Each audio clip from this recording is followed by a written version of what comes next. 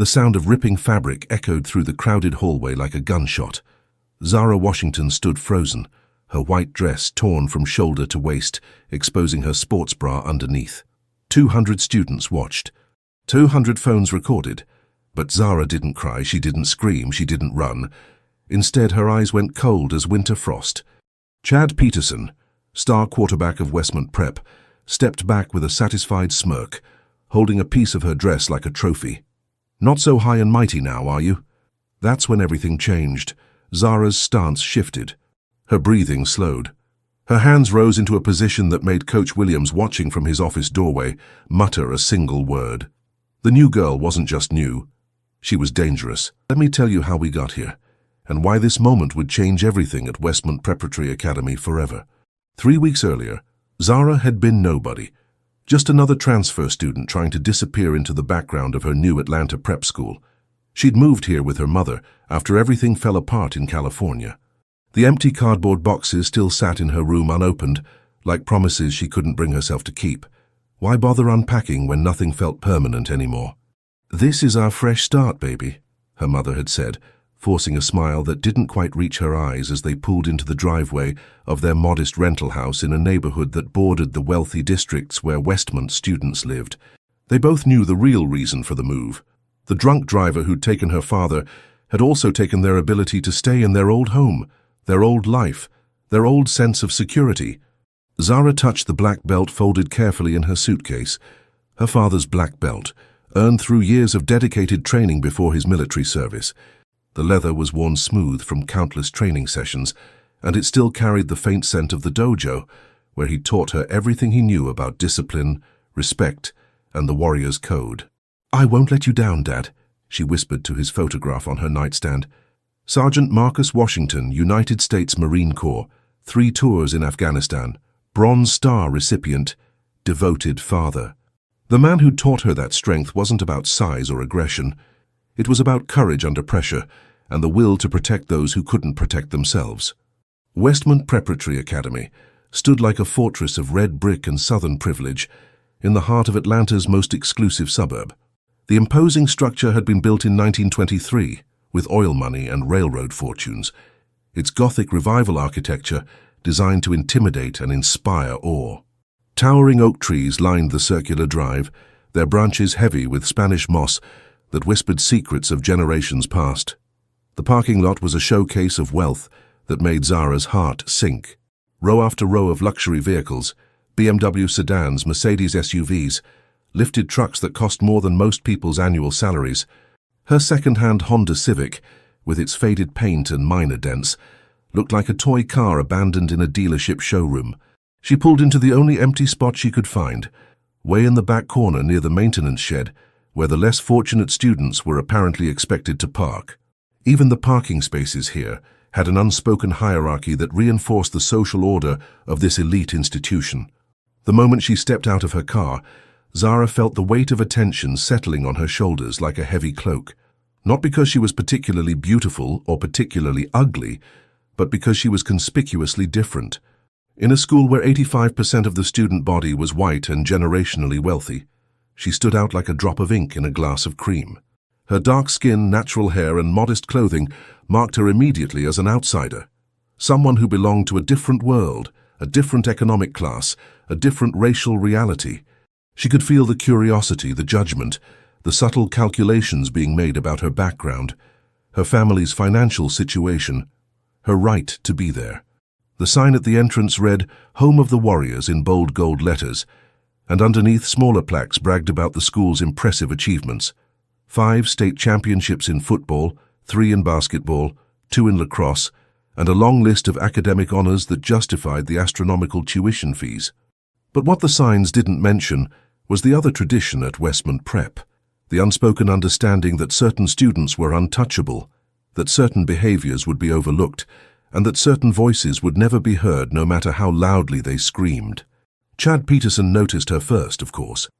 As the undisputed king of Westmont's social hierarchy, Chad made it his business to catalogue everything that might affect his carefully constructed kingdom. At 6'2", with the kind of athletic build that came from good genetics and professional training, He possessed the specific brand of confidence that only emerges from a lifetime of privilege and unopposed authority. He sat on the hood of his cherry-red Camaro, a graduation gift from his father worth more than most people's annual salaries, surrounded by his usual crew of loyal followers. Tyler Bennett lounged to his right, all muscle and limited intelligence, the kind of enforcer who'd follow orders without question. Brandon Chen occupied the left side, smart enough to be dangerous but too ambitious to risk his position by developing a conscience.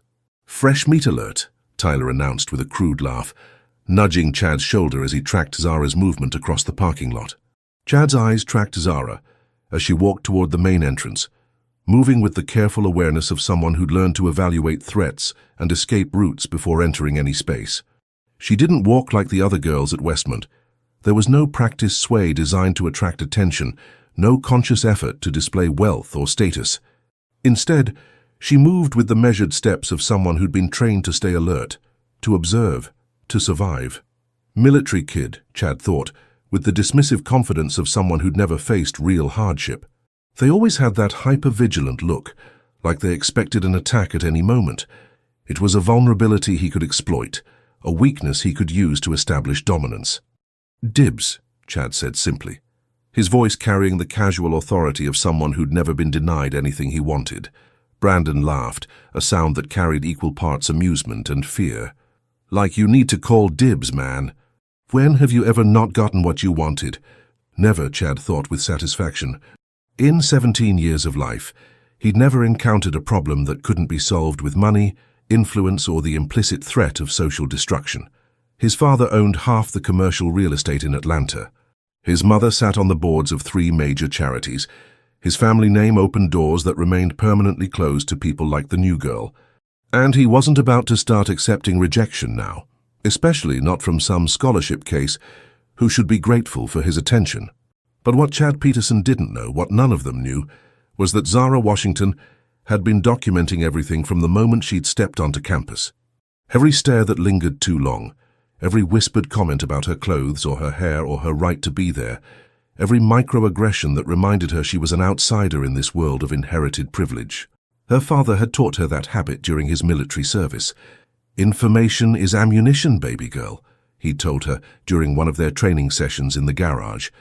"I never fire until you have a clear shot, and you never take a shot until you know exactly what you're aiming at."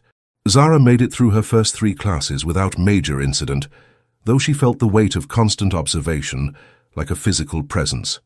In AP Literature, she sat in the middle row, not too close to seem eager, not too far back to seem disinterested, and took careful notes while avoiding eye contact with the predominantly white students who turned to stare at her whenever the teacher mentioned themes of social justice or racial inequality.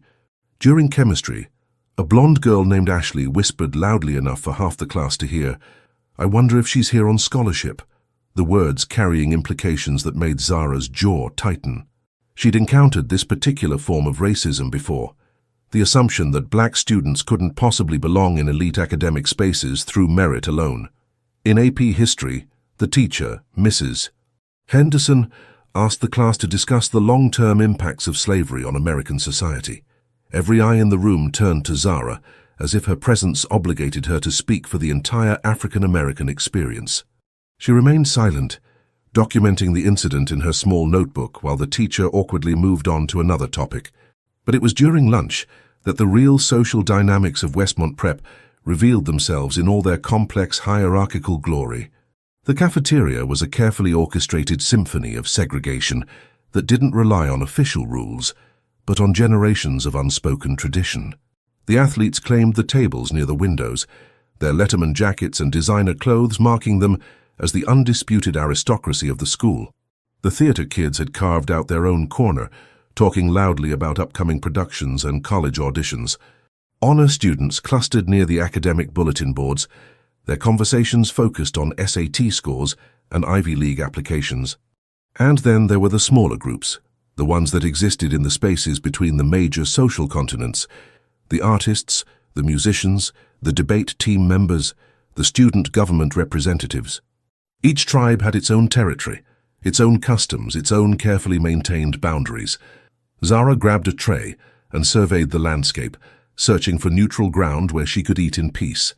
She spotted an empty table in the corner, far from the main action, and began making her way across the room. But she'd barely taken 3 bites of her sandwich when a shadow fell across her tray. "Hey there, beautiful. I'm Chad Peterson." Zara looked up to find herself face to face with Westmont's golden boy, his Hollywood smile and confident posture radiating the kind of magnetic charm that had probably opened every door he'd ever encountered. At her old school in California, she might have been flattered by the attention. She might have smiled back, maybe even allowed herself to be impressed by his obvious status and good looks. But something in Chad's eyes set off every alarm bell her father had taught her to recognize. There was an assessing quality to his gaze, a calculating coldness that reminded her of the predators he'd warned her about during their late-night conversations about staying safe in an unsafe world. "Nice to meet you," she said carefully, keeping her voice polite but neutral. "I really need to get to class, though." She started to stand, leaving her half-eaten lunch on the table, but Chad's hand shot out to block her path. Not quite touching her, but close enough to make his intentions clear. The gesture was smooth, practiced, the kind of move that spoke of considerable experience in controlling conversations and situations. "Class doesn't start for 20 minutes, he said, his voice carrying just enough authority to make nearby students pause their conversations and look over. "Sit back down. Let me welcome you to Westmont properly." The word properly carried weight in his mouth, implications that made Zara's skin crawl. She could feel the attention of the entire cafeteria settling on their interaction like a spotlight, and she knew that whatever happened next would define her social position for the rest of her time at this school. "Thank you for the offer," she replied, stepping around him with fluid grace, "but I really do need to find my next classroom." The cafeteria didn't go completely silent, but there was a definite shift in the ambient noise level, that particular hush that settles over a crowd when something unexpected and potentially explosive is happening. Conversations continued, but at a lower volume, and she could feel eyes tracking her movement toward the exit. Chad Peterson, the undisputed king of Westmont Prep, had just been rejected, publicly, by the new black girl who should have been grateful for his attention. "Did she just—" Tyler Bennett started to ask, his voice carrying across the suddenly quiet space. "Shut up!" Chad snapped, his jaw tightening visibly as he watched Zara disappear through the cafeteria doors. His hands clenched into fists at his sides, and for a moment, his carefully constructed facade of casual confidence cracked just enough to reveal the rage burning underneath. Nobody walked away from Chad Peterson. Nobody had ever dared to reject him so publicly, so definitively, and certainly not some affirmative action case who should have been thanking him for the privilege of his attention. But as Zara made her way to her locker, she had no idea that she'd just declared war on the most dangerous student at Westmont Prep. She had no idea that her polite rejection would be interpreted as a direct challenge to the social order that had protected Chad and his allies for generations. What she did know was that she documented the entire interaction in her notebook, complete with timestamps and witness names, because her father had taught her that preparation was the key to survival in hostile territory. And she was about to learn that sometimes the most dangerous enemies are the ones who smile while they sharpen their knives. That evening, Madison Chen called from California, Zara's best friend since middle school, the only person who really understood what the last year had been like after her father's death. Madison was Korean-American, the daughter of immigrants who'd built a successful tech company through years of sacrifice and determination. She'd been Zara's anchor during the darkest period of her life, the voice of reason when grief threatened to consume everything. "How's the new school?" Madison asked, her voice carrying across the country with the warmth of genuine concern. "Big," Zara replied, settling back onto her bed and staring at the ceiling. "Everything's bigger here, the campus, the cars, the egos, especially the egos." She told Madison about Chad, about the cafeteria incident, about the feeling of being constantly watched and evaluated. Madison's silence on the other end of the line spoke volumes. She'd grown up as a minority, in predominantly white spaces, and she knew the particular challenges that came with that territory. "Be really careful with guys like that," Madison finally said, her voice carrying the weight of hard-earned wisdom. "Rich white boys who've never been told no, they don't handle rejection well, especially when it comes from girls like us." "I can take care of myself," Zara said, her eyes drifting to her father's black belt hanging on the closet door like a silent promise. "Karate doesn't help when you're fighting an entire social system," Madison warned.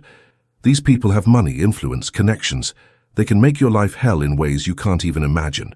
Just don't try to be a hero, okay? Keep your head down, graduate, and get out." "Okay," Zara promised. But even as she said the words, she knew she was lying.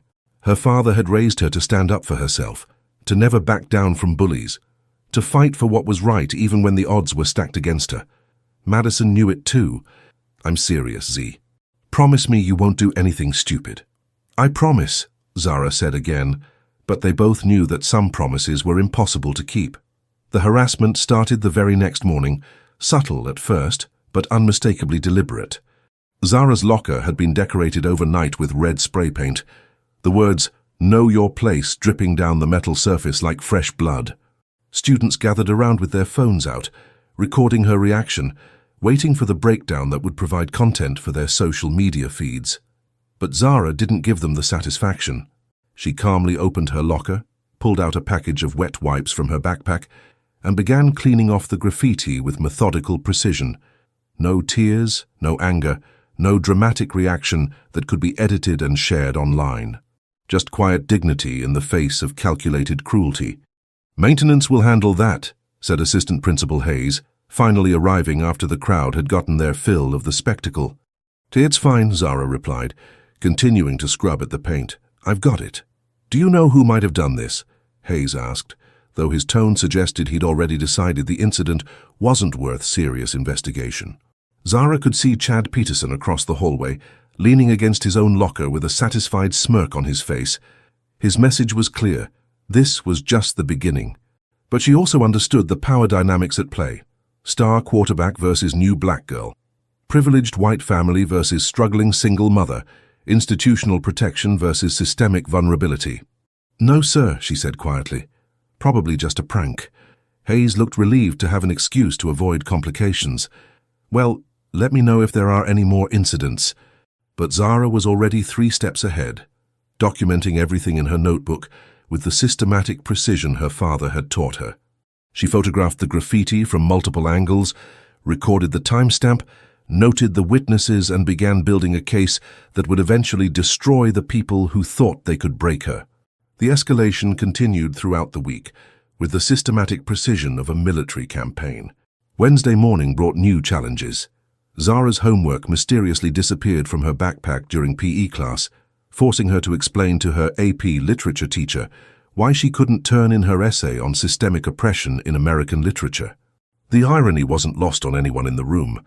During chemistry, she discovered that someone had applied super glue to her lab stool, a potentially dangerous prank that could have resulted in serious injury if not for another student's whispered warning. The girl who warned her, a quiet Asian student named Jennifer Wu, looked genuinely frightened as she delivered the message, her eyes darting nervously around the room as if she feared being caught helping. "Be careful," Jennifer whispered, her voice barely audible above the ambient classroom noise. "They're watching everything you do." The most insidious attack came in the form of a fake Instagram account created in Zara's name, complete with photos stolen from her real social media profiles. The account was filled with inflammatory posts, designed to make her appear arrogant, ungrateful, and hostile toward her white classmates. Screenshots of the fake posts began circulating through group chats and social media platforms, creating a narrative that painted her as the aggressor in situations where she was actually the victim. But Zara didn't react publicly. She documented everything, took screenshots, saved evidence, and continued attending classes with the same quiet dignity that had characterized her first week. She could feel the pressure building around her like steam in a kettle, but she refused to give Chad Peterson and his allies the satisfaction of seeing her break. Meanwhile, Chad was growing increasingly frustrated with her lack of response. Thursday's football practice was brutal, with him hitting teammates harder than necessary and throwing passes with excessive force. His performance was erratic, unfocused, the kind of display that made college scouts shake their heads and revise their assessments. "Peterson, what the hell is wrong with you?" Coach Williams shouted, after Chad unnecessarily leveled his own running back during a routine drill. "You're playing like you've got something to prove instead of something to win." "Nothing's wrong, Coach," Chad replied through gritted teeth, just focused on the game. But he wasn't focused on the game. He was obsessed with the new girl who disrupted his carefully ordered world by refusing to play by the rules he'd established. Every other target of his harassment campaigns had broken within days. Crying in bathrooms, transferring schools, begging for mercy. The system he'd perfected over 3 years of systematic predation was failing him for the first time. Zara Washington was proving to be more resilient than expected, and her resistance was beginning to affect other areas of his life. His grades were slipping because he couldn't concentrate on anything except planning his next move against her. His relationship with his girlfriend, a vapid blonde named Brittany whose main qualification was looking good in photos, was deteriorating because he spent more time thinking about destroying Zara than paying attention to her. Most dangerously, his father had begun asking questions about his performance on the field and in the classroom. Marcus Peterson didn't tolerate failure from his son, and he'd made it clear that continued poor performance would result in consequences that Chad didn't want to contemplate. Friday brought the weekly football game, and with it, the temporary suspension of Chad's harassment campaign. He had bigger concerns that night. Scouts from University of Georgia were in the stands, and his father sat in the VIP section with his arms crossed, expecting perfection from his investment. Zara attended the game not because she wanted to, but because her mother had started asking pointed questions about her social life and emotional state. Dr. Angela Washington was a pediatric nurse who'd learned to read the signs of distress in both her patients and her daughter, and she was beginning to suspect that Zara's adjustment to Westmont Prep wasn't going as smoothly as claimed. "You need to make friends, sweetheart," her mother had said over dinner, her voice carrying the gentle concern of someone who'd watched her daughter become increasingly isolated. "Your father would want you to be happy, to build connections, to find your place in this new community." So Zara sat in the bleachers, surrounded by hundreds of screaming students, and watched Chad Peterson play the worst game of his high school career. 3 interceptions, 2 fumbles, and a safety that cost the team their early lead. By the 4th quarter, the crowd had turned from cheering to muttering, and she could see the scouts in the press box shaking their heads and closing their notebooks. What she didn't realize was that Chad would blame her for his poor performance, that in his mind her mere presence at the school had somehow cursed his abilities and threatened his future. The rational part of his brain knew that correlation didn't equal causation, but rationality had never been Chad Peterson's strong suit when it came to accepting responsibility for his failures. Saturday morning brought the most serious escalation yet. Zara woke to find her mother standing in the driveway, staring at their Honda Civic with an expression of shock and violation. All 4 tires had been slashed with precision cuts that spoke of calculated rage rather than random vandalism. The wounds in the rubber were deep and deliberate, designed to ensure the car would be undrivable until expensive repairs could be made. "Who would do this?" her mother asked, her voice shaking with a combination of anger and fear. Zara knew exactly who was responsible, but she also understood that knowing and proving were 2 different things entirely. The security camera mounted on their garage had been spray-painted black during the night. The neighbors' cameras had mysteriously malfunctioned during the crucial hours. Even the message carved into the driver's side door, "Watch your back," had been executed with the kind of careful planning that would make it impossible to trace. "Probably just random vandalism," Zara lied, her voice steady despite the rage building in her chest.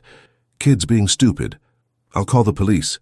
The responding officer, a middle-aged white man who seemed more annoyed than concerned, took a perfunctory report and offered little hope for resolution. "No cameras caught anything? No witnesses? Not much we can do here. You'll need to file an insurance claim." But Zara's mother couldn't afford the insurance deductible, not on a nurse's salary with a mortgage and the lingering medical bills from her husband's final hospitalization. They would be taking the bus to school for the foreseeable future, a humiliation that Chad Peterson had calculated with ruthless precision. What he didn't know was that Zara had photographed everything before the police arrived.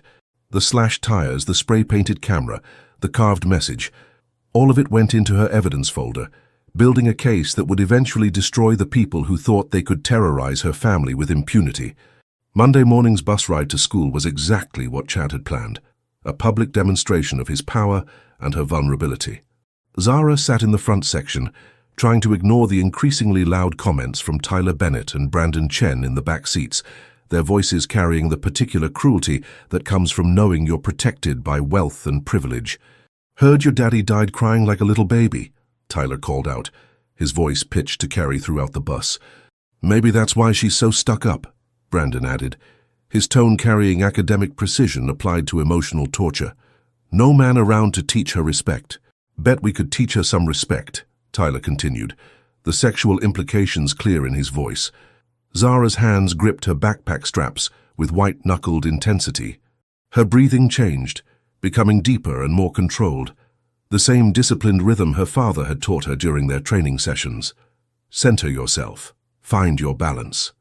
Never fight when you're angry, because anger makes you sloppy and sloppy gets you hurt."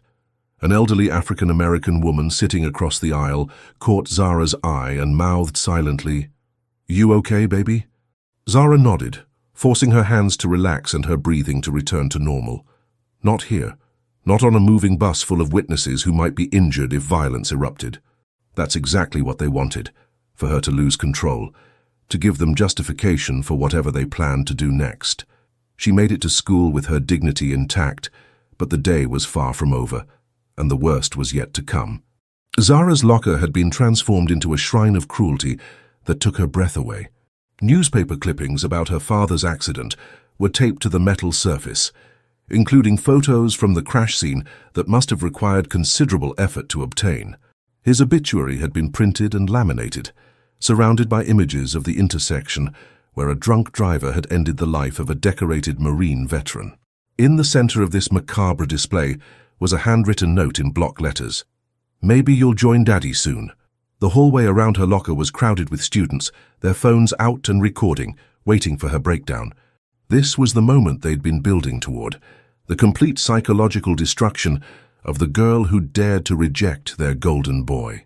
The cruelty was breathtaking in its precision, designed to attack the most vulnerable part of her psyche while providing maximum entertainment for the privileged audience. But Zara's hands were steady as she pulled down the clippings and photos, her face a mask of controlled composure that revealed nothing of the storm raging inside her. She folded each piece of paper carefully, placing them in a manila envelope that she'd brought specifically for this purpose. Every item would be preserved, catalogued, and added to her growing case file. "Jesus, that's seriously messed up," said a voice behind her. Zara turned to find Sarah Miller, a quiet girl from her English class, standing with her arms wrapped around herself as if she were trying to hold herself together. Sarah was a scholarship student like Zara, the daughter of a single mother who worked 2 jobs to afford the fees that Westmont's financial aid didn't cover. "Be careful," Sarah whispered, glancing around nervously before leaning closer. "Chad, he's done this before. To me. Freshman year." "What happened?" Zara asked, though she suspected she already knew the answer. Sarah's eyes filled with tears that she blinked back quickly. "I said no to him. He didn't like that. The school covered it up afterward. His dad donated a new computer lab the same week the complaints were filed." She pulled up her sleeve, revealing faint scars on her wrist that told a story of desperation and pain. "I tried to, after everything got too much. I'm in therapy now, but it doesn't make the memories go away." Zara felt rage building in her chest, pure and hot and dangerous. "How many others?" "At least 5 that I know of," Sarah replied, her voice dropping to barely above a whisper. "But nobody talks about it. He's Chad Peterson. His family owns half the city, and we're nobody." "What do you mean?" Sarah looked around the hallway, taking in the sea of white faces, the designer clothes, the casual confidence that came with generational wealth. "Look around, Zara, really look. Katie Johnson, Maria Santos, Jennifer Wu, Ashley Thompson, all the girls he's targeted. What do we have in common?" The realization hit Zara like a physical blow. We're all minorities. Scholarship kids mostly. Black girls, Latinas, Asian girls, anyone he thinks the system won't protect. Sarah's voice carried the weight of hard-earned wisdom. "He has a type, and you fit it perfectly." That night, Zara trained in the garage with an intensity that bordered on fury. The heavy bag swung with each strike, her body remembering years of disciplined practice, her father's voice echoing in her memory with crystal clarity. "Karate is not about violence, Zara," she could hear him saying. It's about discipline, about protection, about the willingness to stand between those who would harm and those who need protection. You never throw the first punch. But what if they keep pushing, Dad? Her younger self had asked during one of their training sessions. What if they won't stop? Then you make sure they can't throw a second one. Her mother found her there at midnight, sweat dripping from her body, knuckles raw from repeated contact with the heavy bag. The sight of her daughter training with such desperate intensity broke something inside Dr. Angela Washington's heart. "You're training again," her mother said, not a question but a statement of concern. "Just exercise, Mom. Staying in shape." But her mother wasn't fooled. She could see the newspaper clippings that Zara had saved in a box, the cruel note, the evidence notebook that had grown thicker with each passing day. "Baby, what's happening at school?" "Nothing I can't handle," Zara replied, but her voice lacked conviction. "Zara, look at me." Her mother's voice carried the authority of someone who'd spent years treating injured children and recognizing when someone was in pain. "This isn't nothing. This is systematic harassment, and you don't have to face it alone." "I'm fine, Mom, really." "No, you're not, and your father wouldn't want you to be. He'd want you to ask for help when you need it." First, but they both knew that asking for help in a system designed to protect the privileged was often an exercise in futility. The people with the power to stop the harassment were the same people who had every incentive to protect the harasser. Tuesday brought a new level of boldness that demonstrated just how confident Chad Peterson had become in his immunity from consequences. He cornered Zara between classes, his crew forming a human wall around them to block escape routes and intimidate potential witnesses. "You cost me my scholarship," he hissed, his face inches from hers, his breath hot with rage and desperation. "Scouts said I looked distracted, unfocused. They're having second thoughts about their offer." "That's not my problem," Zara replied, trying to push past him. But his hand shot out and grabbed her arm with enough force to leave bruises. "Everything about you is my problem," Chad snarled, his fingers digging into her flesh. "You're done here, gone. One way or another, you're going to learn your place." Zara looked down at his hand on her arm, then up at his face with eyes that held no fear, only calculation. For just a moment, Chad saw something in her expression that made him unconsciously loosen his grip. Something dangerous, something that suggested he might be playing with forces beyond his control. "Touch me again," she said quietly, her voice carrying the kind of calm that often preceded explosive violence, "and you'll regret it." Chad laughed, but the sound was forced, lacking his usual confidence. "Is that supposed to be a threat?" "It's a promise." She walked away, leaving Chad and his crew standing in the hallway, but she could hear Tyler's whispered comment. "Dude, did you see her eyes?" That was some seriously psycho shit. What none of them realized was that Zara had just crossed a line in her own mind. The polite, diplomatic approach had failed. The systematic documentation was building a case, but cases took time, and time was something she might not have. Chad Peterson was escalating towards something that would leave permanent damage, and she was running out of options for peaceful resolution. Wednesday night brought the call that changed everything. Sarah Miller's voice was urgent, frightened, carrying the kind of information that could save a life or end one. "Don't come to school tomorrow," Sarah begged. "Please, Zara, I'm serious." "What's wrong?" "I was in the bathroom when some of the cheerleaders came in. They were talking about Chad, about how his dad threatened to send him to military school if he doesn't get his grades and his attitude back on track. He's blaming you for everything. The bad game, the scholarship problems, his parents' disappointment." Zara felt her heart rate increase. "What did they say?" "They're planning something for tomorrow, something public. Something that's supposed to humiliate you so badly that you'll transfer schools." Sarah's voice cracked. "They want to hurt you, Zara. Really hurt you. The way they hurt me." "Sarah, I can't keep running. If I don't stand up to them now, they'll just keep escalating until someone gets seriously injured. This isn't about being brave anymore. This is about survival. They have the power, the connections, the protection. You have nothing. I have the truth. The truth doesn't matter when the people in charge don't want to hear it." But Zara had already made her decision. "Thank you for warning me, Sarah, but I'm done being afraid." Thursday morning came grey and drizzling, the kind of weather that seemed to match the ominous mood settling over Westmont Prep. Zara dressed carefully, choosing her father's favorite outfit, A simple white dress that he'd bought her for her 16th birthday, the last gift he'd ever given her. The dress was modest, elegant, a symbol of the values he'd tried to instill in her. If today was going to be a battle, she wanted to face it wearing something that carried his love, his protection, his belief in her strength. The main hallway was suspiciously crowded for 7:45 in the morning, with students lined up along both sides like spectators at a gladiatorial contest. Their phones were already out, recording, waiting for whatever spectacle had been planned for their entertainment. Zara walked through them, with her head held high, her steps measured and deliberate. She could see Chad Peterson at the far end of the corridor, his crew strategically positioned to cut off escape routes. The teachers were mysteriously absent, probably called to an emergency meeting that would conveniently keep them away from whatever was about to happen. This was it. The moment that would define not just her time at Westmont Prep, but her entire future. The moment when she would either be broken by the system, or prove that some people refused to be victims, no matter how much power was arrayed against them. "Finally," Chad announced, his voice carrying across the hallway with theatrical authority. "The princess graces us with her presence." Zara stopped 20 feet away, her hands loose at her sides, her breathing controlled and steady. "What do you want, Chad?" "What I want." He stepped closer, his confidence growing with each step. "I want my life back. I want my scholarship back. I want my parents to stop questioning my future. I want you gone." "Then you're going to be disappointed," the crowd murmured with anticipation. Someone whispered, "She's got balls," but the comment was quickly hushed. Chad's face flushed red with rage. "You think you're tough. You think Daddy's little karate lessons make you special." Zara's jaw tightened at the mention of her father, but she kept her voice steady.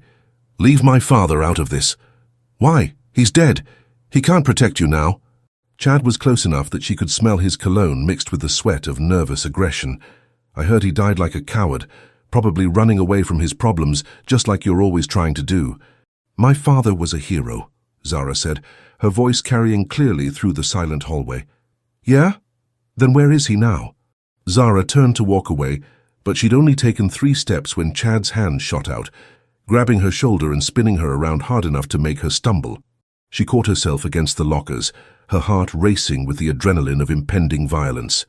"I'm not done with you," Chad snarled, his mask of civilized behavior finally slipping to reveal the predator underneath. That's when he made the move that would change everything. His hands grabbed the collar of her white dress, the fabric her father had chosen with such care, and he pulled with vicious strength. The sound of ripping fabric echoed through the hallway like a gunshot that stopped time. Zara's white dress tore from shoulder to waist, the delicate fabric splitting like paper under Chad's vicious grip. The crowd gasped collectively, 200 phones focusing on her exposed sports bra, on what was supposed to be her moment of ultimate humiliation and defeat.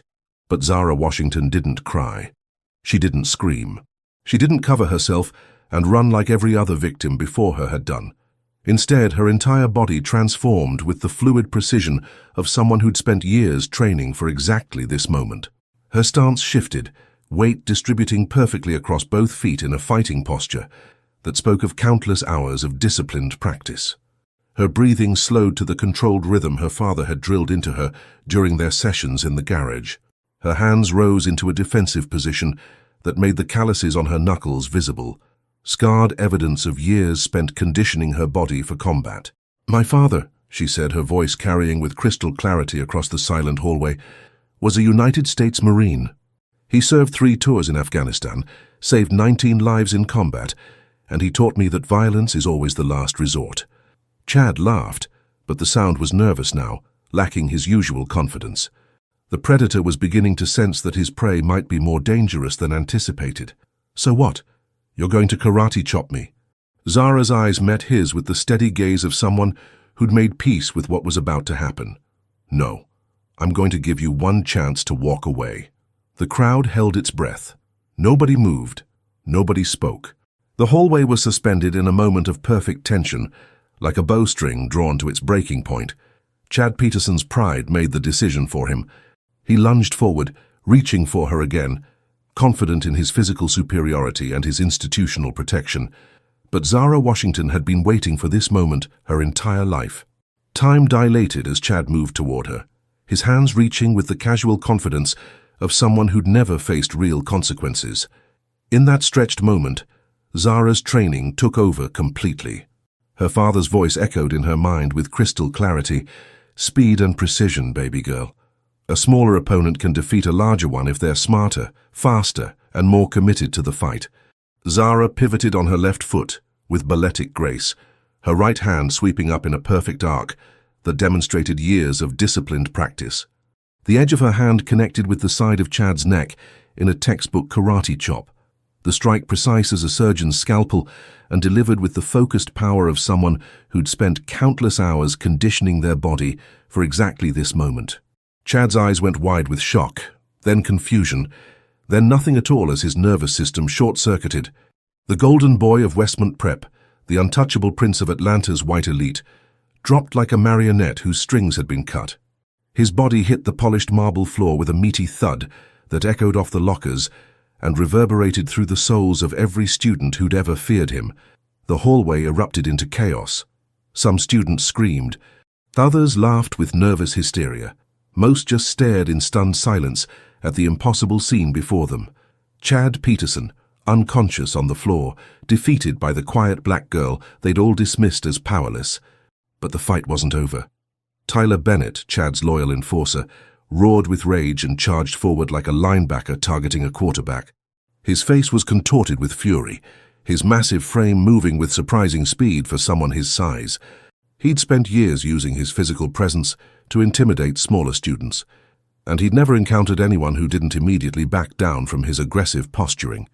Zara dropped into a low stance, her body coiled like a spring, waiting for the right moment to strike.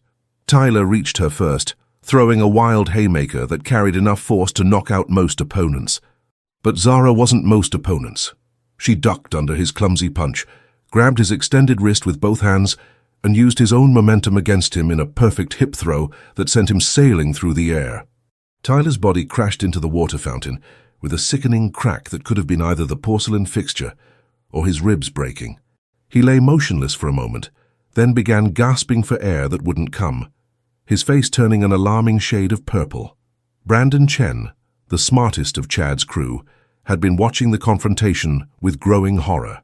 He'd seen enough martial arts movies to recognize skill when he witnessed it, and he understood that Zara Washington wasn't just lucky, she was lethally trained. Every instinct in his body told him to run, to escape, to avoid the fate that had befallen his friends. But loyalty, or perhaps stupidity, made him act. He tried to grab Zara from behind, hoping to immobilize her with a bear hug that would allow the other students to intervene. It was a tactical error that demonstrated his fundamental misunderstanding of the situation. Zara sensed him coming before he'd moved 3 steps. She drove her elbow backward into his solar plexus with surgical precision, the blow landing exactly where it would cause maximum damage with minimum permanent harm. Brandon doubled over, gasping, and she spun around to sweep his legs with a move that sent him crashing to the floor beside his unconscious leader. 3 seconds, 3 opponents, 3 devastating defeats. 200 witnesses who would remember this moment for the rest of their lives.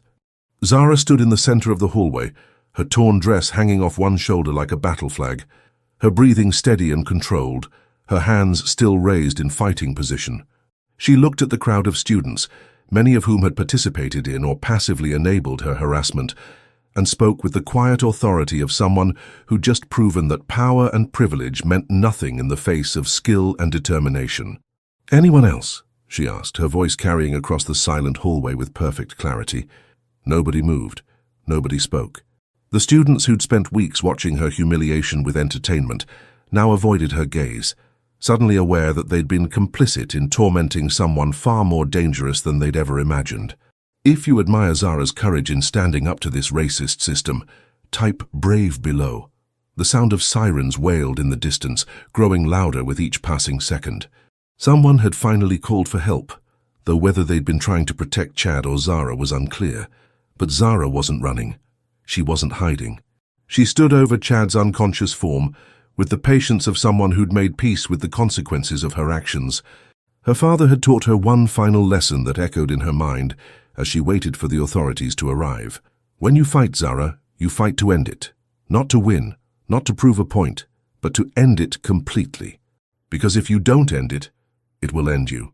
The principal and security guards finally pushed through the crowd of students, their faces pale with shock at the scene before them. Chad Peterson lay motionless on the floor, his perfect features marred by the reality of defeat. Tyler Bennett wheezed beside the damaged water fountain, his ribs possibly broken. Brandon Chen curled in a fetal position, clutching his stomach and struggling to breathe. And in the center of it all stood Zara Washington, 17 years old, torn dress, steady breathing, hands raised but non-threatening. She'd just accomplished what every victim of bullying had dreamed of, but never dared to attempt. She'd fought back and she'd won. As police officers approached with their hands hovering near their weapons, Zara raised her hands slowly and spoke the words that would change everything at Westmont Prep. I was defending myself. Check every camera in this hallway. Check every phone that recorded this. I have 3 weeks of documented evidence of systematic harassment, and I want to press charges against all of them. The hallway erupted again. Students shouting, teachers finally appearing, chaos spreading like wildfire through the corridors of the elite institution. But in that moment, standing in her torn dress with 3 bullies at her feet, Zara Washington wasn't the new girl anymore. She was the girl who'd fought back and won. She was the girl who'd proven that victims could become victors if they were willing to pay the price for their freedom. And everyone at Westmont Preparatory Academy would remember her name for the rest of their lives. The principal's office had never hosted a gathering quite like this one. The room felt smaller than usual, crowded with the weight of accusations, legal threats, and the kind of tension that preceded either justice or injustice on a massive scale. Zara sat in the center chair, still wearing her torn dress with a school-issued blanket draped around her shoulders, her mother's trembling hand gripping hers with protective fury. Dr. Angela Washington had arrived within minutes of the call, her nurse's training allowing her to assess the situation immediately. Her daughter was physically unharmed, but emotionally shaken, sitting with the rigid posture of someone who'd just survived a life-changing ordeal. On the other side of the room sat the Peterson family, their lawyer, and the parents of Tyler Bennett and Brandon Chen. The atmosphere was electric with barely contained rage, legal maneuvering, and the kind of wealth-driven entitlement that assumed problems could be solved with checkbooks and influence. Marcus Peterson, Chad's father, was a man accustomed to controlling situations through sheer force of will and financial intimidation. His $1,000 suit and perfectly styled hair spoke of someone who'd never encountered a problem that couldn't be solved with money or threats. But today, his usual weapons seemed inadequate against the quiet dignity of the girl who'd defeated his son. "This is assault," Marcus thundered, pointing an accusatory finger at Zara. "That girl attacked my son unprovoked. We have 200 witnesses who saw her brutally assault 3 honor students." Principal Green shifted uncomfortably in his chair, caught between his institutional obligation to protect the school's reputation and the growing evidence that his star students had been systematically tormenting a fellow student. "Mr. Peterson, we have over 50 videos from different angles. They all show Chad initiating physical contact by grabbing Miss Washington and tearing her dress." "After weeks of her provoking him," Patricia Peterson interjected, her voice carrying the particular venom of someone who'd spent years protecting her son from consequences. This child has been disrupting Chad's education, affecting his performance, destroying his future." Zara's mother finally spoke, her voice shaking with a combination of rage and protective instinct. "Your son tore my daughter's dress off in front of the entire school. He's been harassing her for weeks, vandalizing our property, terrorizing our family, and you're worried about his future." "Alleged harassment," the Peterson family lawyer corrected smoothly. "We've seen no credible evidence of any prior incidents. What we have is a pattern of aggressive behavior from Miss Washington, culminating in an unprovoked assault on 3 students." That's when Zara reached into her backpack and pulled out a thick folder that had grown heavier with each passing day. She placed it on Principal Green's desk, with a solid thump that seemed to echo through the suddenly quiet room. 3 weeks of documentation," she said calmly, her voice carrying the authority of someone who'd prepared for this moment. "Photos of my vandalized locker, screenshots of fake social media accounts created in my name, recordings of threats made on the school bus, the newspaper clippings about my dead father that were taped to my locker, receipts for 4 slashed tires on our car, campus security footage, that mysteriously disappeared whenever complaints were filed. She paused, letting the weight of her evidence settle over the room like a heavy blanket. Should I continue? The room went silent. Principal Green opened the folder with trembling hands, his face growing paler with each page he examined. The systematic nature of the harassment was undeniable, documented with the precision of someone who'd been trained to build cases and present evidence. There's more, Zara continued, her voice steady and professional. Sarah Miller is waiting outside. She has her own folder from freshman year, documenting similar harassment that was covered up by this school. So do Katie Johnson, Maria Santos, Jennifer Wu, and Ashley Thompson. All victims of Chad Peterson and his crew. All silenced by a system that prioritizes protecting wealthy white students over the safety of minority girls. Marcus Peterson stood up so fast his chair toppled backward, his face flushed with rage and desperation. This is ridiculous. We're not listening to this witch hunt, orchestrated by a disturbed girl who can't accept the natural social order of an elite institution. He turned to Principal Green, his voice carrying the implicit threat of financial retaliation. We donate $50,000 a year to this school. The Peterson Athletic Center is named after my father. My family has been part of this community for 3 generations. You know what needs to happen here. But Principal Green was staring at the evidence folder, his hands shaking as he processed the implications of what he was seeing. For the first time in his career, he was faced with a choice between doing what was right and doing what was profitable. Mr. Peterson, he said slowly, his voice carrying a weight that hadn't been there moments before. I think you and your family should leave. The police are reviewing all the footage now. They'll determine if charges should be filed. This isn't over, Marcus snarled, his mask of civilized behavior slipping to reveal the entitled rage underneath. You'll be hearing from our lawyers, all of you. We'll destroy this school, your careers, your reputations. Nobody crosses the Peterson family.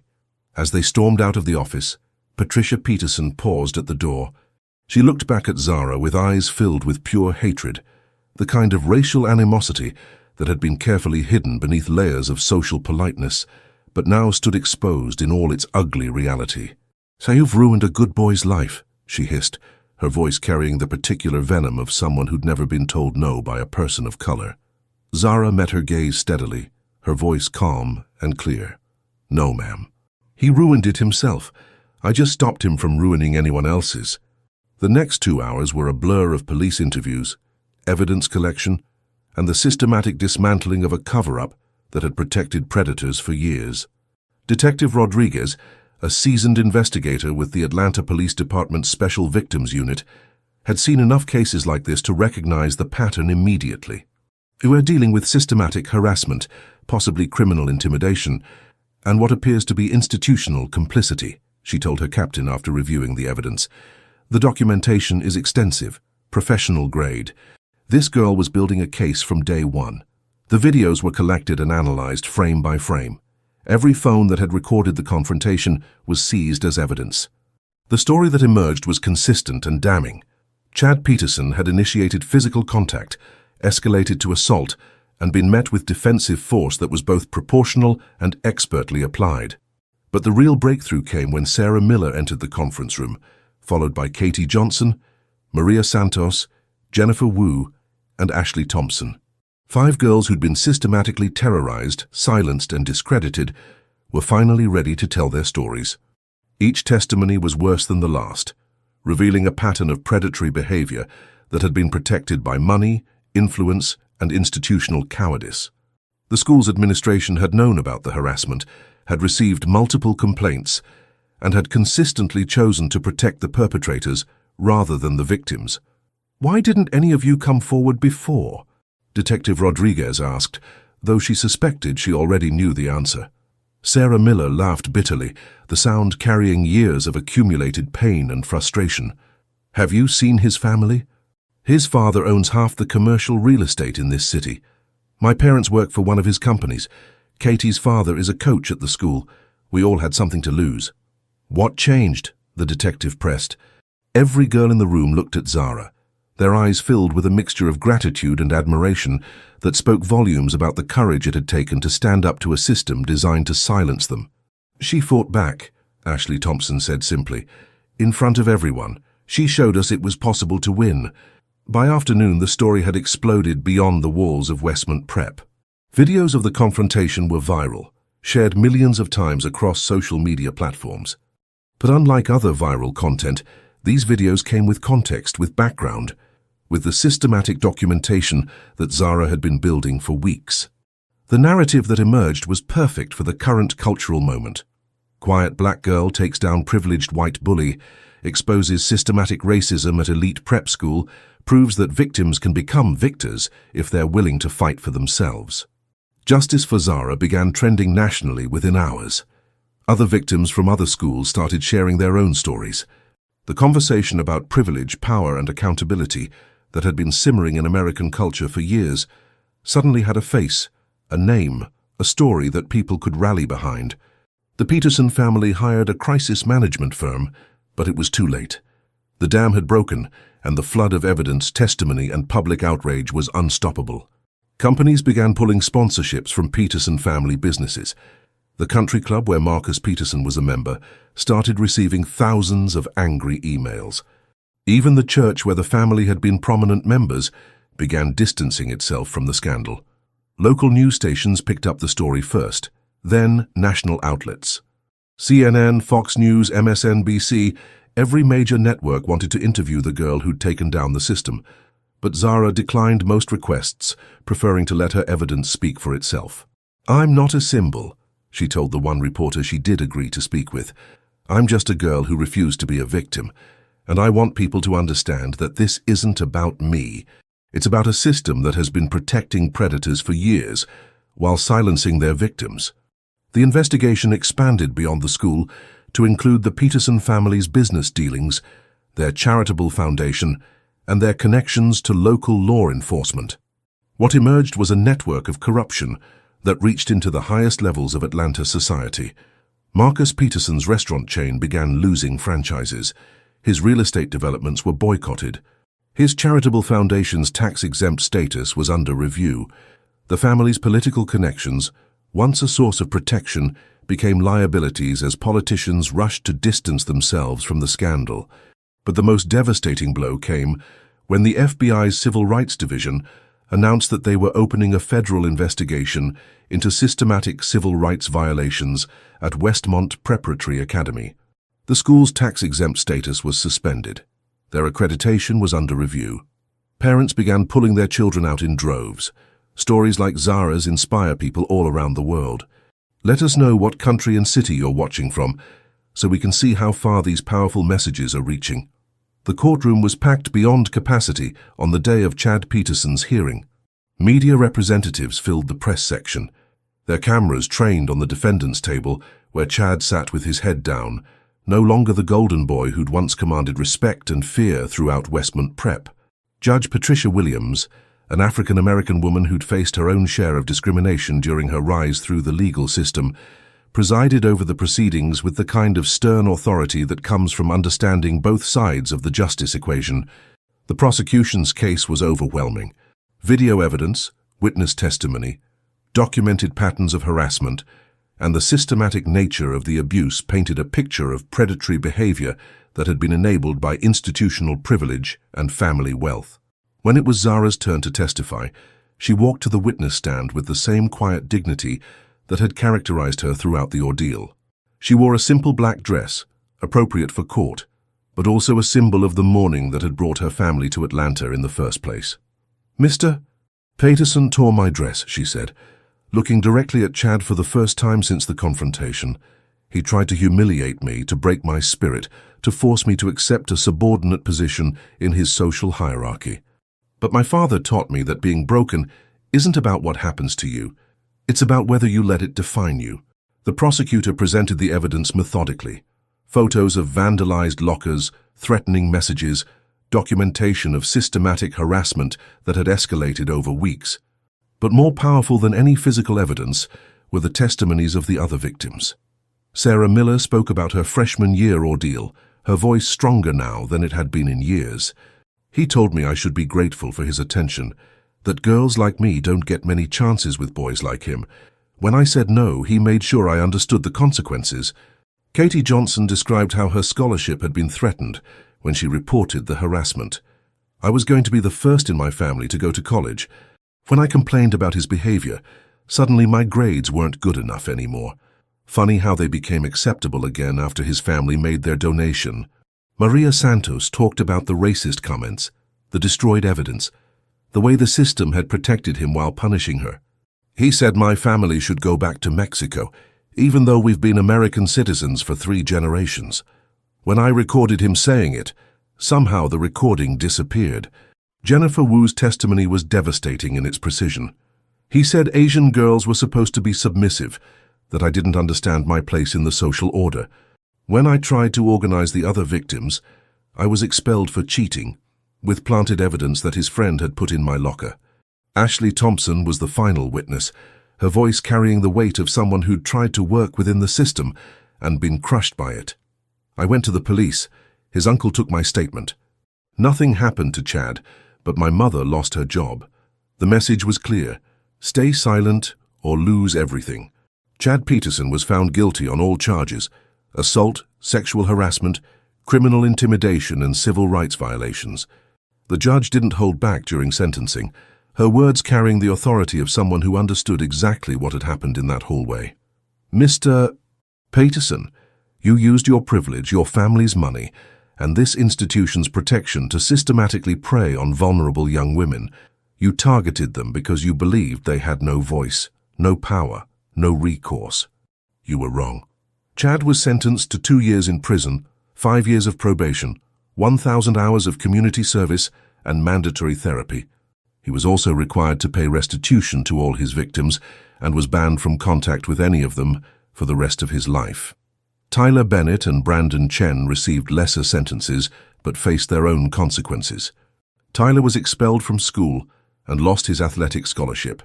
Brandon's acceptance to MIT was revoked when the full extent of his complicity became clear. But the real victory wasn't in the courtroom. It was in the systematic changes that began happening immediately after the verdict. Westmont Preparatory Academy underwent a complete transformation in the months following the trial. Principal Green was fired, along with 2 assistant principals and the entire athletic department administration. The school board implemented new policies: mandatory reporting of harassment, independent investigation procedures, victim advocate programs, and diversity training for all staff. The Peterson Athletic Center was renamed the Sarah Miller Center for Student Safety and Inclusion. The building was renovated to include counseling offices, a resource center for harassment victims, and meeting spaces for student support groups. But the changes went far beyond policy updates. The culture of the school shifted fundamentally. Students who had once been silent witnesses to harassment now spoke up immediately when they saw problems. The unspoken hierarchies based on wealth and race began to crumble as the administration actively worked to create a more inclusive environment. Zara's self-defense classes, which had started as an informal gathering in the school gym, evolved into a comprehensive program that was adopted by schools across the Atlanta area. She trained alongside professional instructors, learning not just how to teach physical techniques, but how to build confidence, recognize warning signs, and create support networks. The impact rippled outward in ways that none of them had expected. Other schools began implementing similar programs. Parents demanded accountability from administrators.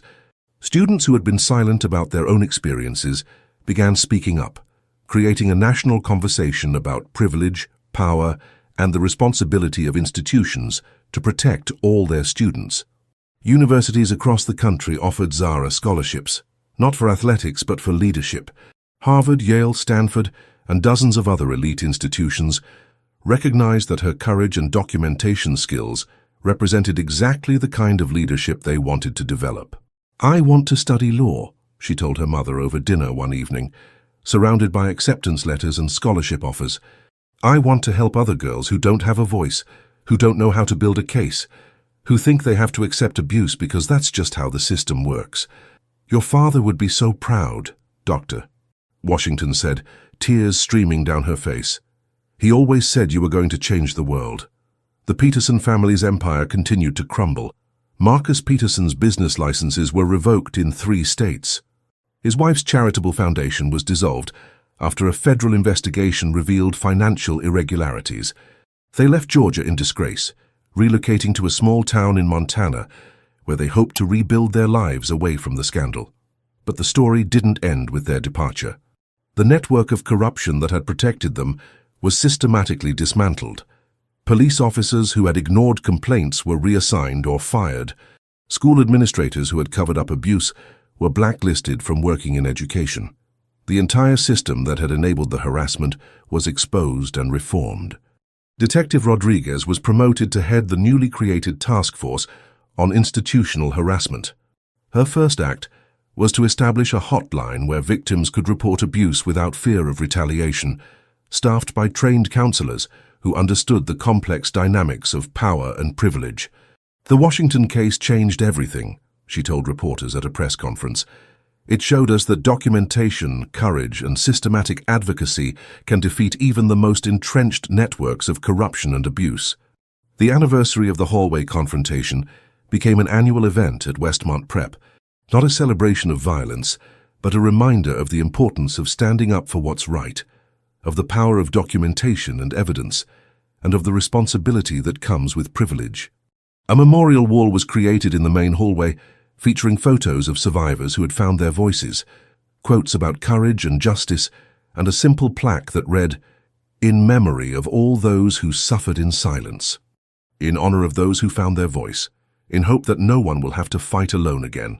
On the one-year anniversary of the incident, Zara was invited to speak at the annual Westmont Prep Assembly.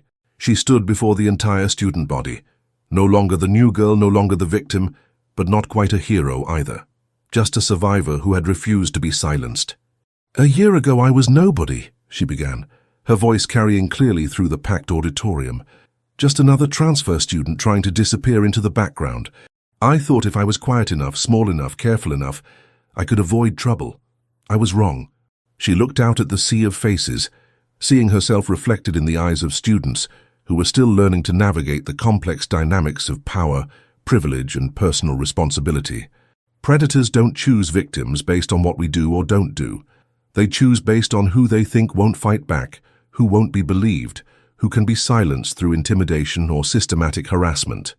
The auditorium was completely silent, every student hanging on her words. "I'm not here to tell you that violence is the answer. It's not. But I am here to tell you that your safety, your dignity, your right to exist in this space without fear, these things are worth defending. And if someone tries to take them from you, you have every right to protect yourself."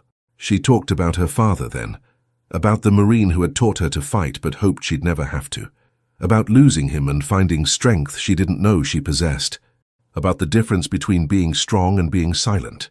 "We've started something here that goes beyond policy changes or new programs. We've started a cultural shift where victims become survivors, where survivors become advocates, where advocates become agents of change." The applause was thunderous, but Zara held up her hand for silence. "To those who are still suffering, who are still afraid, who think they have no options, know this. You are not alone. You are not powerless. And when you're ready to speak up, to document your experiences, to demand justice, we'll be here. All of us who have walked this path before you." She paused, letting her words settle over the assembled students. "Because that's what we do now. We stand together. We speak truth to power. We document everything. We build cases. We demand accountability. And we never, ever go back to being silent." As she left the stage, Zara passed the memorial wall they'd created, now expanded to include photos and stories from schools across the country. The ripple effect of one girl's refusal to be broken had spread far beyond the walls of Westmont Prep. That evening, she visited her father's grave, carrying with her the latest symbol of her journey, a second-degree black belt she'd earned through continued training and teaching. She placed it on his headstone next to fresh flowers. "You taught me never to start a fight, Dad," she said softly, her voice carrying across the quiet cemetery. "But you also taught me that some fights choose you, and when they do, you have to be ready. You have to be strong enough to protect not just yourself, but everyone who comes after you." The wind rustled through the trees, and for just a moment, Zara could swear she heard his voice. "You were always my hero, baby girl. Now you're theirs too." As she walked back to her car, Zara's phone buzzed with a text message. Another girl from another school, asking for help starting a self-defense program, building a documentation system, creating a support network for victims of harassment. She smiled and typed back, "Let's talk. You're not alone. We're building something bigger than any of us imagined." Because that was the real victory, not the viral video or the court case or the individual justice that had been served.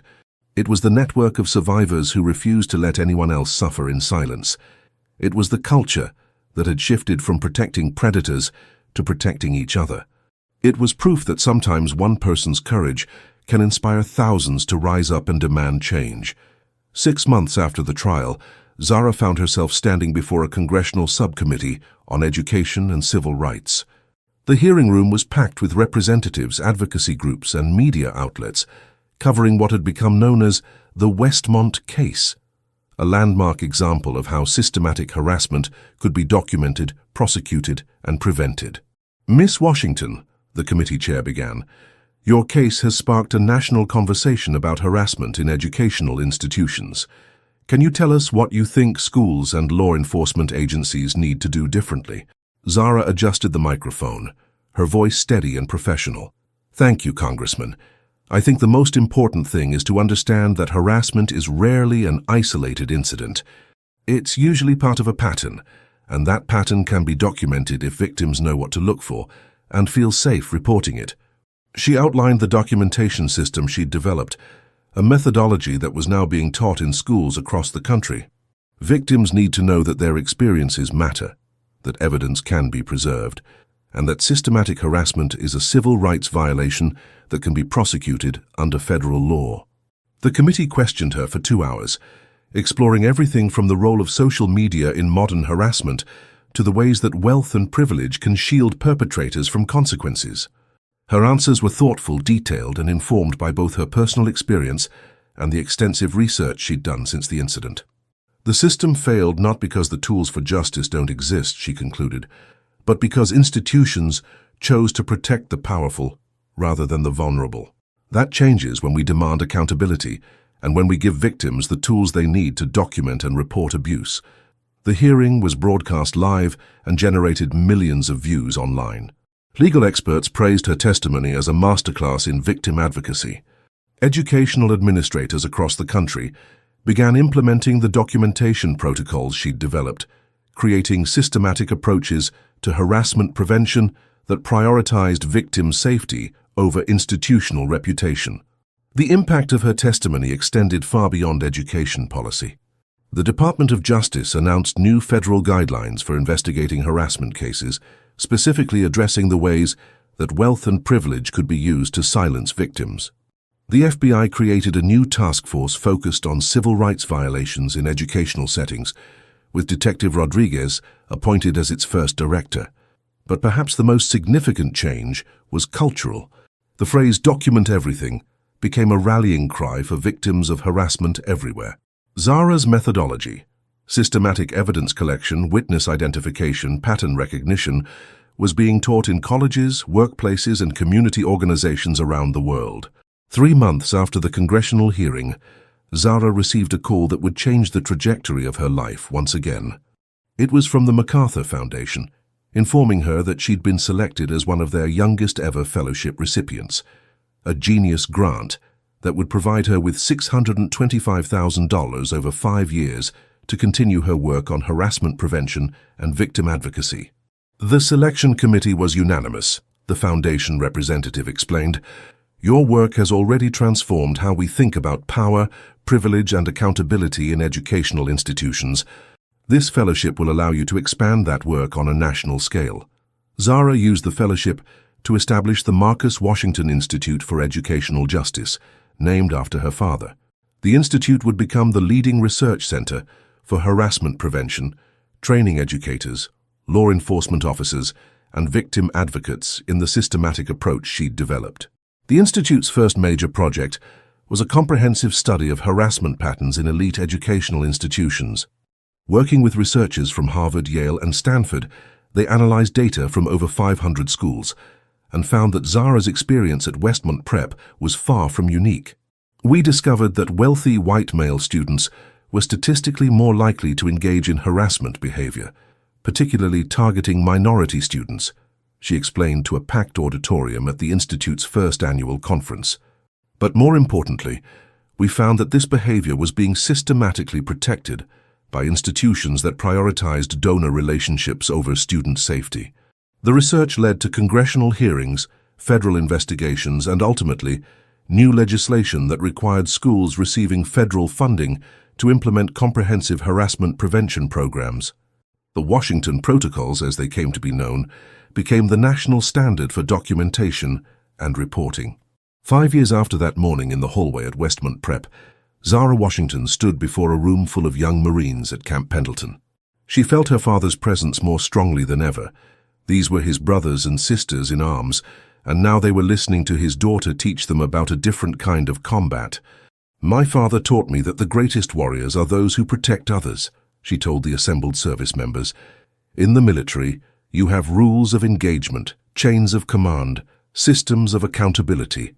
But in civilian life, particularly in educational and workplace settings, victims are often left to fight alone." She taught them about recognizing harassment, documenting evidence, and supporting victims in their communities. But more importantly, she taught them about using their status and authority to create change. "You have credibility that victims often lack," she explained. "When you speak up, when you intervene, when you refuse to tolerate harassment in your communities, you're using your power to protect those who can't protect themselves." After her presentation, a young female Marine approached her, tears in her eyes. "I wish someone like you had existed when I was in high school," she said. "Thank you for being the voice we needed." That evening, Zara returned to Atlanta for the annual memorial service at Westmont Prep. The school was unrecognizable from the institution she'd first entered 6 years earlier. The student body was more diverse, the faculty more responsive, and the culture fundamentally changed. But the memorial wasn't about celebrating the changes. It was about remembering the cost of those changes and the responsibility that came with them. "We gather here not to celebrate violence," she told the assembled students, parents, and faculty, "but to remember that silence in the face of injustice is complicity. That documentation is power. That victims have the right to demand accountability, and that institutions have the responsibility to protect all their students, not just the wealthy and privileged." The memorial wall had grown to include photos and stories from schools across the country and around the world. The ripple effect of one girl's refusal to be silenced had spread far beyond anything she could have imagined. As the ceremony concluded, Zara walked through the hallway where it had all begun. The space looked different now, brighter, more welcoming, with quotes about courage and justice displayed prominently on the walls. But she could still remember exactly where she'd stood, exactly how she'd felt, exactly what her father's voice had sounded like in her mind as she'd made the decision to fight back. That night, she visited his grave one final time before leaving Atlanta to begin her law degree at Harvard. She placed a single white rose on his headstone, the same type of flower he'd given her mother on their first date. "The work continues, Dad," she whispered. "Every day more people find their voices. Every day more institutions are held accountable. Every day the system gets a little bit better." She pulled out her phone and read through the latest batch of messages from students, teachers, and parents around the world. A girl in Tokyo who'd used the documentation protocols to expose harassment at her school. A teacher in London who'd implemented the Washington Protocols in her district. A parent in Sao Paulo who'd successfully advocated for her daughter using the methods Zara had developed. The quiet girl who'd once tried to disappear into the background had become a voice for millions of people who'd been told to stay silent, to accept abuse, to know their place. But as she drove away from the cemetery, Zara Washington wasn't thinking about her legacy, or her impact, or the awards that filled her childhood bedroom. She was thinking about the girl who would walk into Westmont Prep next year, or the year after, or the year after that. That girl would walk into a school where harassment was taken seriously, where documentation was encouraged, where victims were protected and supported. She would walk into a culture that had been fundamentally changed by one person's refusal to be broken, and if that girl ever faced what Zara had faced, she would know that she wasn't alone. She would know that her voice mattered. She would know that justice was possible. She would know that sometimes the quiet ones are the most dangerous, and that underestimating your opponent is the deadliest mistake a predator can make. Thank you to everyone who typed brave and to all who shared their locations from around the world. Your global support means everything. If these stories inspire you, please subscribe to join our community and help us share more incredible tales of courage and justice. Until next time, keep believing in the power of truth.